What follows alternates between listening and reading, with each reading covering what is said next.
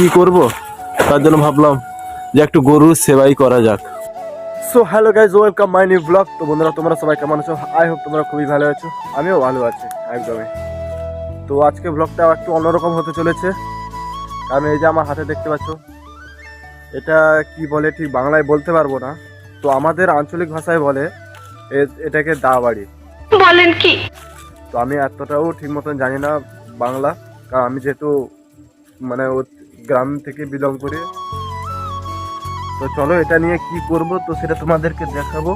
তো লাস্ট পর্যন্ত ভিডিওটা দেখতে থাকো। কি করবো বলো তো গাইস,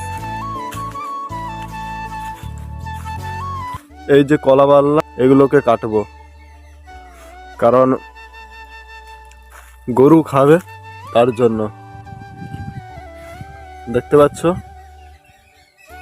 তো এটাকে কাটা যাক। আমার ক্যামেরা ধরার জন্য ভাই কেউ নেই, তো আমাকে সব কিছু নিজেকে করতে হচ্ছে। কোনো ক্রিয়েটার মানে নিজেকে তো এতটা প্রাউড ফিল করা ঠিক না। মানে ফার্স্ট টাইম কেউ এরকম কেস পাগলের মতন কথা বলছে যে গরুর জন্য হয়তো মানে কলা গাছের বাল্লা যে কাটছে, হয়তো কেউ এরকম ভ্লগ করছে। তো এরকমই হয়তো আমি ফার্স্ট টাইম করছি, মানে এখনো পর্যন্ত কাউকে দেখতেই পাইনি।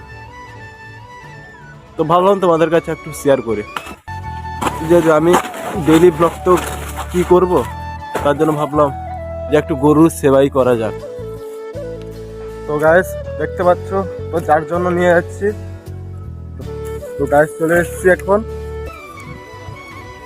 এই যে দেখতে পাচ্ছ, খুব আনন্দ করে মন ভরে তৃপ্তি করে খাচ্ছে একেবারে। একটা জিনিস দেখাচ্ছি, তো তোমরা বলবে এটা কি কলা, ঠিক আছে? তো হয়তো তোমরা দেখতে পাচ্ছ না ঠিক মতন, তো আমি দেখিয়ে দিচ্ছি।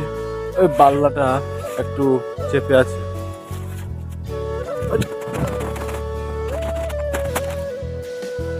তো দেখতে পাচ্ছ গাইস এটা কি কলা। তো আমাদের তো এখানে বলে চিনি কলা। তো তোমরা কোন নামে জানো তো অবশ্যই কমেন্টে বলে